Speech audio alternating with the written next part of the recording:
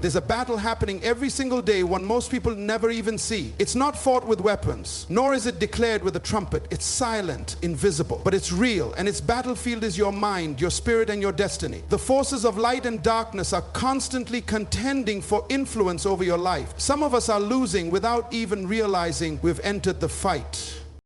You see, darkness doesn't always knock at your door in loud, obvious ways. It creeps in quietly through people, habits, distractions, and energy that is misaligned with your purpose. Witches, in the symbolic sense, aren't just people casting spells in the forest. They can be anything or anyone that intentionally manipulates energy, emotions, or environments to steal your focus, your joy, your peace. The question is, are you guarding your life from the shadows that want to take root in it?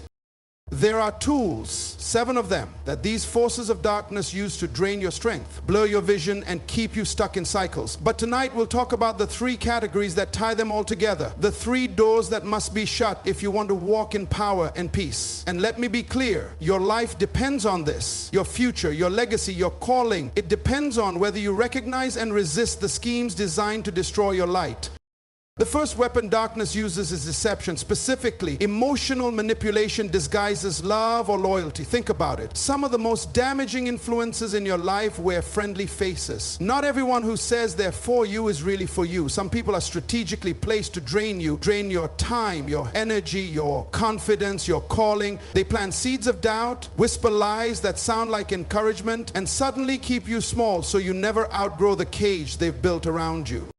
Darkness often shows up in the form of relationships that feel familiar, comforting even, but they keep you compromised. These people weaponize your kindness, they guilt you into silence, they make you question your worth, your voice, your instincts, and while you're stuck over analyzing yourself, they keep pulling the strings. That's not love, that's a leash. And until you recognize manipulation for what it is, a spiritual trap, you keep inviting destruction into your own home and calling it a guest. You've got to ask yourself, who drains me more than they fill me? Who keeps me stuck in shame, fear, or confusion every time I let them close? Who always shows up with a smile but leaves me with sorrow? If you want to protect your light, you have to separate from the darkness, even when it looks familiar. You cannot rise while staying chained to what's dragging you down. Cutting ties with emotional manipulation isn't cruel, it's survival. It's spiritual warfare. And it's necessary if you want to walk in truth and power. The second way darkness infiltrates is through distraction, disguised as entertainment, trends, and false urgencies. In our world, attention is currency. Whoever controls your attention controls your future. And witches, real or symbolic, understand that if they can't destroy you, they'll distract you. Social media, toxic comparison, addictive habits, fake emergencies, endless scrolling, shiny opportunities that are really just spiritual traps.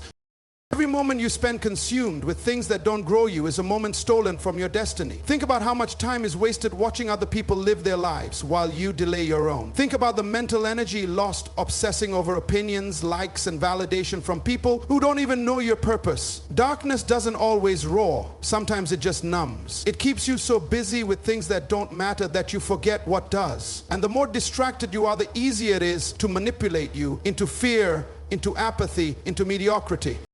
The only antidote to distraction is discipline. You must train your mind to focus, to say no, to unplug, to prioritize what feeds your soul over what flatters your ego. You weren't created to scroll through life, you were created to shape it. But you cannot build anything meaningful if your energy is constantly being pulled in 100 directions. Protect your focus like your future depends on it, because it does.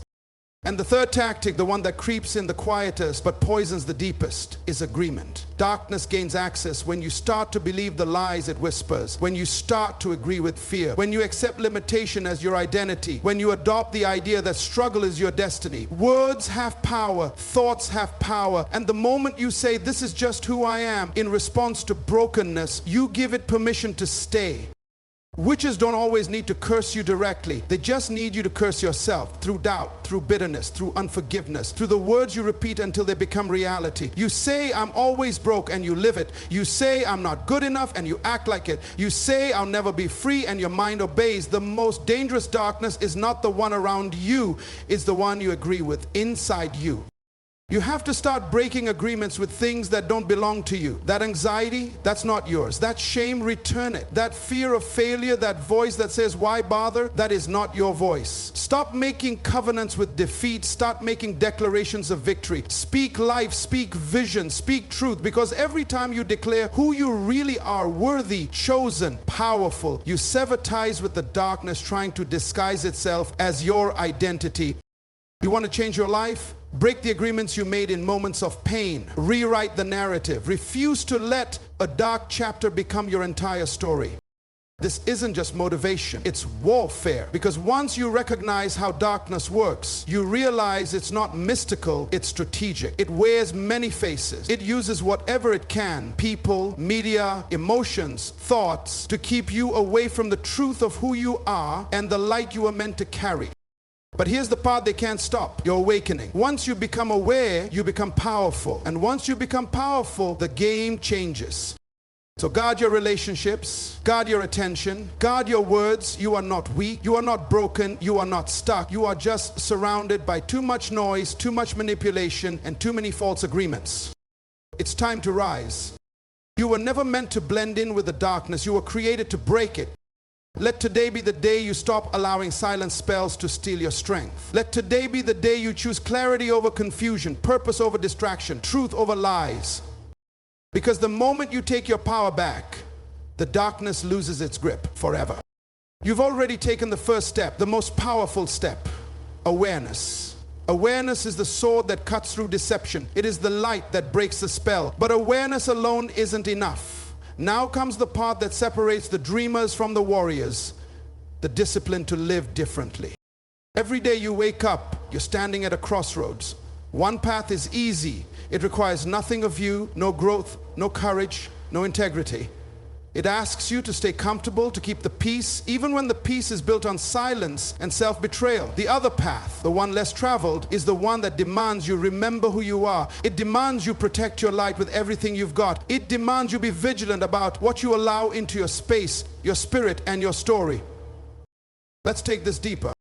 Energy is contagious. It moves like smoke, subtle, invisible, but powerful. If you sit in a room full of people who are bitter, angry, jealous, complaining, don't be surprised if your peace starts to wither. Don't be surprised if your motivation fades and your focus scatters. Darkness doesn't always have to confront you. Sometimes it just has to surround you.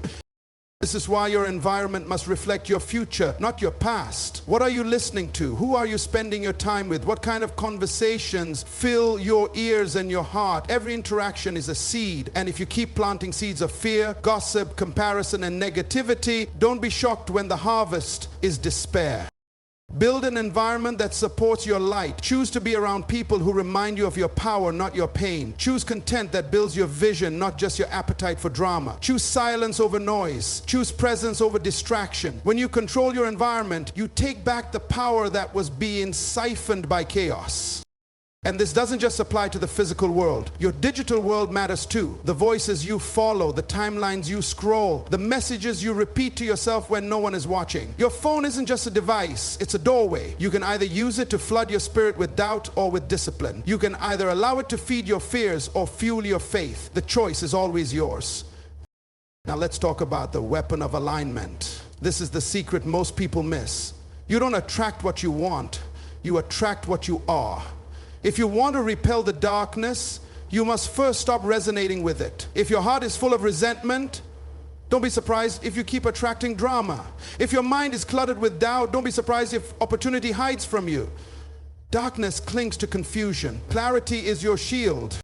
Alignment means your words, your actions, your values, and your energy are all moving in the same direction. No more saying you want peace while choosing chaos. No more saying you want healing while clinging to the wound. No more saying you want greatness while settling for mediocrity.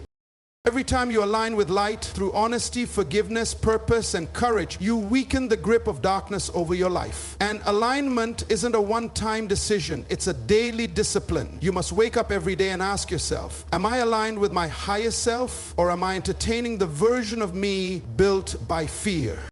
Let's go further.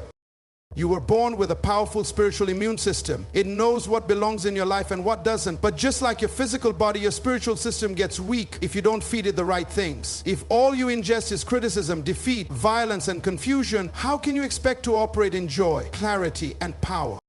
You must feed your spirit like your life depends on it, because it does. That means scripture, that means prayer, that means meditation, that means solitude, that means pouring truth into yourself until the lies start to drown.